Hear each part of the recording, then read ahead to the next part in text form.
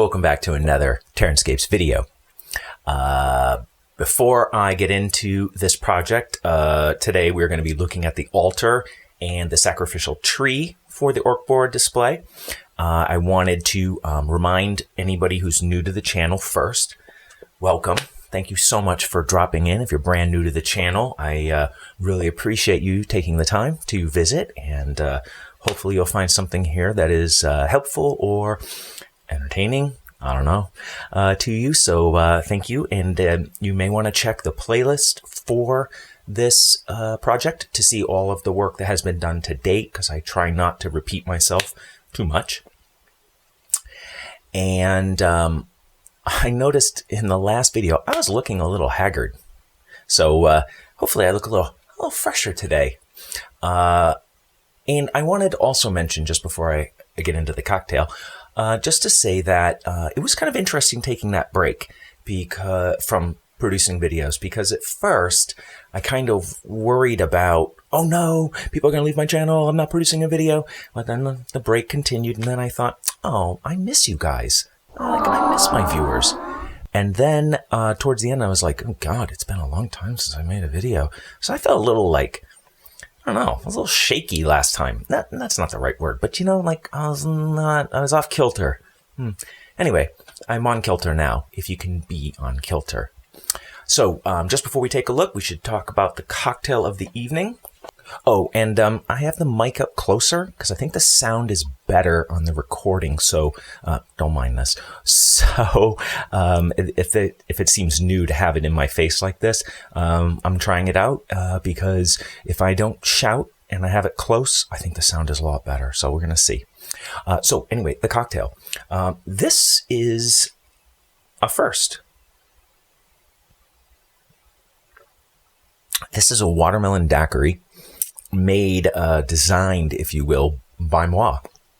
When I look at daiquiris, I don't like frozen drinks. I'm not a big fan of it. Hurts to drink it. Can't drink it fast enough. I don't like frozen drinks. I don't like that ice in it. And I don't like stuff floating around in my drinks either. Before the last video, actually the first time I shot it, I told you I did a retake. I made a mojito first, and I really did not like it because I don't like all that crap, little bits of mint leaves and stuff floating around my drink. I don't like that. And so rather than, this is not my drinking hand. You have to have a drinking hand. Rather than blend the watermelon, which I didn't want to do, partly because it has some seeds. It's seedless watermelon, but there are little tiny seeds in it, you know, so it's a real bitch to try to pick them out, so you don't want to bother with that. So I thought this time I would try something different, because if I blend it, those little tiny bits are going to get shattered, they're going to be in my drink, they're going to make me unhappy. So I decided that I would hand crush the fruit. That's dedication, right? So I have a lemon juicer. I recommend this lemon juicer, or one styled like it. This is the best juicer you'll ever have in your life. A dish juicer where they're terrible. They're terrible. Get a nice juicer with a nice sharp point on it. So what I did is I used a narrow glass and I crushed the fruit pretty aggressively, but you know, you can't crush it all. And then when I put it in the shaker with ice, then I let the ice do a little more abrasion on the watermelon, and it juiced quite well. There's still a couple little bits that were floating, so I double strained it. Dedication. And with the watermelon juice, I added 1.5 ounces of rum, about a little under a half a lime's juice, and a splash of Cointreau, because I saw some recipes were calling for some Cointreau. So this is really my creation, and I think that it could use a little more lime juice. And I think you could serve it over ice. That would keep it warm, and I think it would work well with it. So probably after this video is done, I'm going to make myself another one, see if I can tweak the recipe a little bit, and then the recipe will appear here, and we'll call it a Terranscapes daiquiri.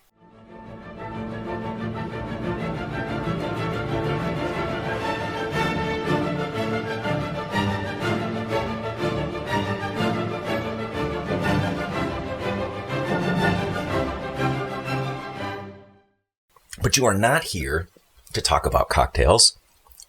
You're not talking about anything. You're not here to hear me talk about cocktails. I just do it.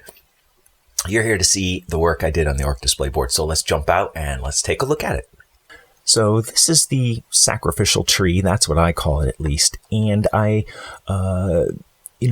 really just added it to the board on a whim. I didn't have a real purpose in mind, but I thought it'd be fun to build and something to kind of balance the idol and the altar out. And the theme I was going for was something of, these are offerings to the idol, to Gork or Mork. And so that's why I included, the goat and the halfling. And the halfling is being beaten by this snotling, which I thought added a little extra flavor to the scene. In constructing this piece, there were a few bits that I put together, and I don't think I really shared some of this information when I first showed it, when I was first constructing it. Of course, there's a video. You can go back and see the video where I show it as a work in progress. But the trunk here is the club from the giant kit, and the tombstone here probably gives that away. And what I did is I added in some of the branches from the Arachnarok Howdah, and which is nice because it ties in with the client's models. He has 2 Arachnaroks that he wants to display, so it kind of pulls that together and maintains the spider theme throughout. And then this goat is from the giant kit, and what I ended up doing is I cut off the stopper, and then I sort of smoothed out all of the lines where he's supposed to be stitched together so it would look like a goat and not a wineskin, which is, I think, of what it's supposed to be for the giant. And then I added a few, shield bits from the orc various model kits, if you will. And the very last thing was this skull. And this is, I think it's supposed to be an ogre skull. And, it doesn't show up on the second camera. And it is from the Night Goblins. So the Night Goblins set...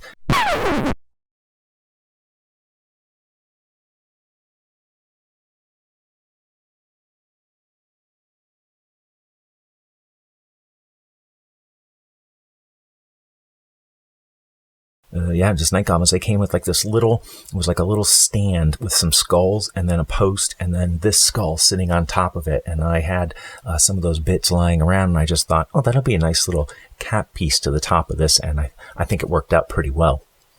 One of the other things that I really liked about it was the fact that my ropes, can I put that in air quotes?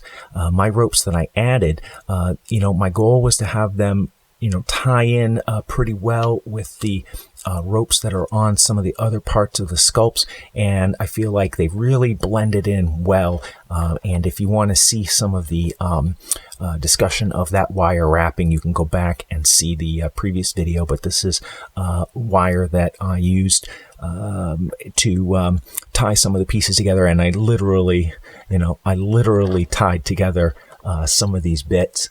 And it was nice to have the split in the giant club to be able to stick these branches into it somewhat believably. So I'm pretty pleased with how it came out. I really love these snotlings, and I'll talk a little bit more about them in the altar. Oh, just before I go, the reason it's on a base is so that it's removable. When we go and we finally see the whole display board, I wanted this to be removable because it sits very far forward in the display board, and I think it's sort of a fragile positioning for shipping and for moving it around, by the client. So this one is, you can pop it out and put it away somewhere safe, and then the front of the board, you don't have to worry about this one thing that just sticks up out of nowhere right at the front. So that's why it's on a base. And the building of the bases was a little bit of a trick. And this is the altar, and I really wanted something that would sit out in front of the idol, being the place of worship, that this is where the actual work of worshiping is done, and the idol, sitting behind it, and represents the focus, if you will, the foci of the, oh no, not foci, that's plural, the focus of the worship. And so putting this together, I was looking for a theme that would say something about sacrifice, a chopping block or a staking area, if you will, where victims could be placed, but also try to have a little bit of a flair of alchemy, and that was why I included the pot and, of course, a bounty of skulls, and then sort of tie it into the overall spider theme, because the client has a strong spider presence in his army, by including the banner from the Spider Riders, which is this banner here.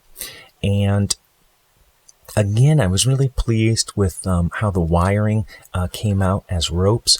This was, a lot of these models that I'll show you throughout, where you see it being tied, it is tied. And this is all, cinched together. And one of the things, which I mentioned before, but I'll mention it again here, especially if you're new, is that, when I'm using these wires, one of the most important things is to make sure it really is tight, because you'd expect the tension visually when you look at it. And so having it really, really tight is really important for the illusion. Now, if you are familiar with where this model was when I first started, in the front here, I had an upright that had a spider web on it, and I'll put a picture of that here in the corner. And one of the viewers during that video, I thank you, whoever you are, gratefully. It was something I was thinking about. He just confirmed it. Was that it really was too big, too much in the front, and so sort of checking your eye up as you try to move from the front of the table to the back. And so it really was too much competition in the front of the table. So I did remove that, and when I removed it, of course, so I had two holes in the table, right where, right in the front. And rather than fill those holes, I took it as an opportunity to think of what could I stick on top of those spots so I didn't have to repair them. And so I moved this skull up to sit on one. And then when I was looking through the snotlings, I saw this little shaman, and I was like, oh, perfect. He's, gives the little, like, I'm worshiping too kind of feel. At least that's the thing I envision. And, that he's in the important part, right? It's not the orc shaman or goblin shaman that would be behind him. It's a wonderful little model. I just feel like it has so much wonderful little emotion and flavor. I love these snotling models. You're going to see a variety of snotlings in other parts, but I just want to put up a picture of where these snotlings come from, the ones that you've seen in this video and the others. They're from some of the original releases from Citadel way back in the day. I love them. I think they just have such this wonderful, whimsical feel. They vary in quality. Some are good sculpts, some are bad.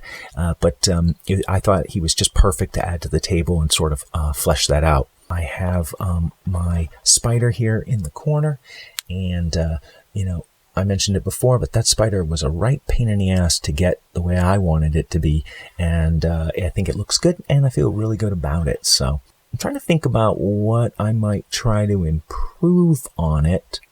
I think it lacks an alchemy feel strong enough. I don't know if just having the pot with the goo, these are like innards and stuff, I think that's from an ogre kit also.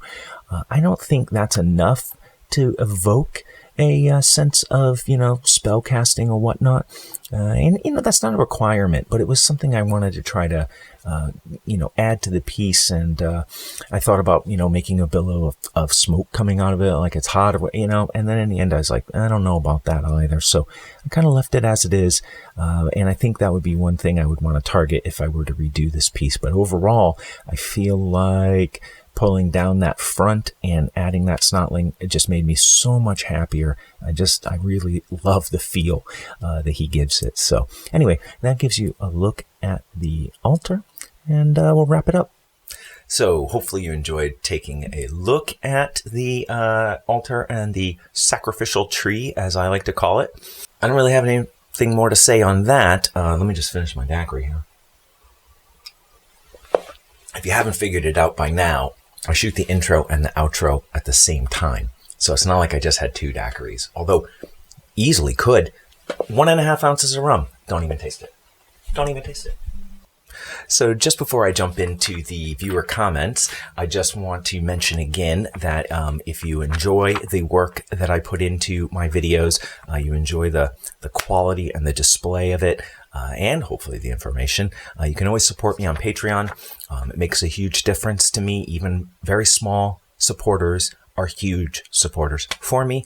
And, you know, I'm really, I love making better and better videos.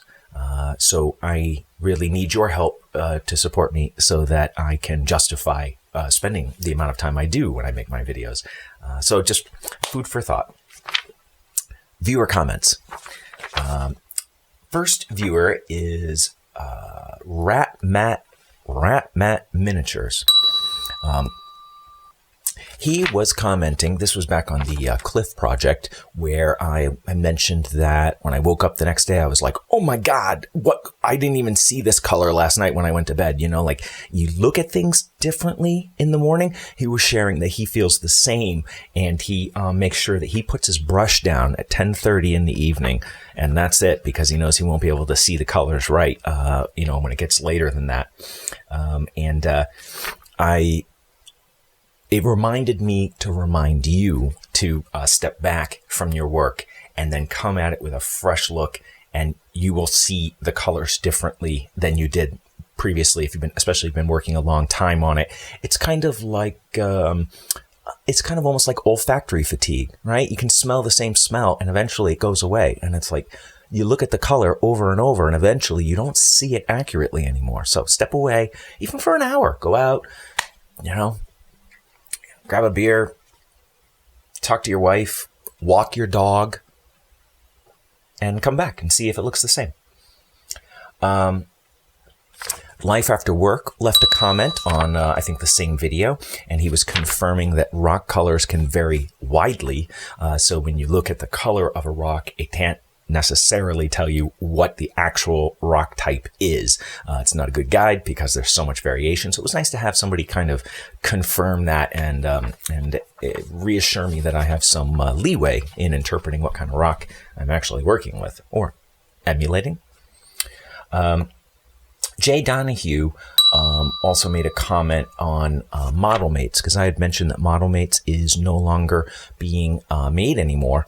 And he reminded me, I actually knew this, but I didn't mention it, that the parent company is, or at least the offshoot of Model Mates, I don't know their exact relationship, is Dirty Down. And Dirty Down makes what looks like the same material, but they market it to like movies, you know, movie studios and the like. So they're usually being applied to much larger items, you know, like a full set of real tableware, for instance.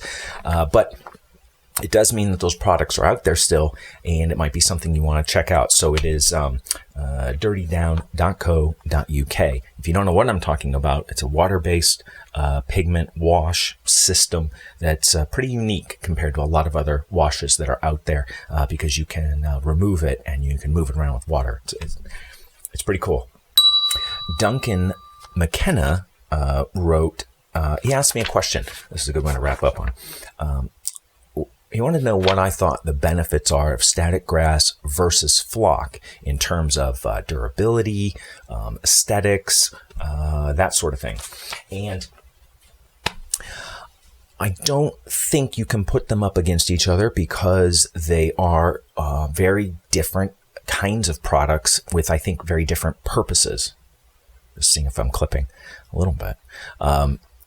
In the sense that you know, flock is really like the foundational color, and static grass is a texturizer that is usually used on top of that. And there has certainly been times when I have used static grass by itself without flock underneath it, so this is not some kind of a rule, but it's typically how it's used, because getting the right density of static grass to actually fill the surface requires a lot of static grass, and it can create a bit of a pincushion look or feel that isn't as natural really as, you know, flock isn't natural by itself, but too much static grass isn't either. So typically I use static grass as an accent to the flock. It's something I add to give it a little texture, a little color variation, and to give it a little more life. But I probably will never ever use static grass on its own again. I can't see myself doing that. So don't compare them to each other. Think of them as partners working together. And as for durability, both should be fine if you apply them well. For flock, I recommend always, after you apply some glue, however you put it down, little PVA, spread your flock, brush it off when it's dry, then give it a wash with some dilute PVA, very, very thin, maybe with a drop of dish detergent, or I recommend jet dry, a little bit better, surfactant, Google it. And that will lock it down tight. And then I've found that, using glue on the surface and to apply the static grass to, and it holds just fine, holds really well. So I don't think you have any real issue between the two regarding durability. So there you go. A few more comments from the viewers. Thank you so much for commenting on my videos. I really appreciate your comments, and I've said it a lot in the past, but you guys will, and gals, will show me things that I was unaware of. You'll give me ideas that I never thought of. Constructive criticism. I love it. So I encourage you, leave your questions and comments down below. As always, if I keep doing viewer comments for videos, which I think I will, I'm sort of staying up on them a little bit better all of a sudden. I don't know. It's a goal. You know me. I try new things. It's new. We'll see. Anyway, so thank you. Really, thank you once again for joining me. I really appreciate it. And hopefully you will be coming back for the next video on the Orc board display project, because you know that I will be back soon with another Terranscapes video.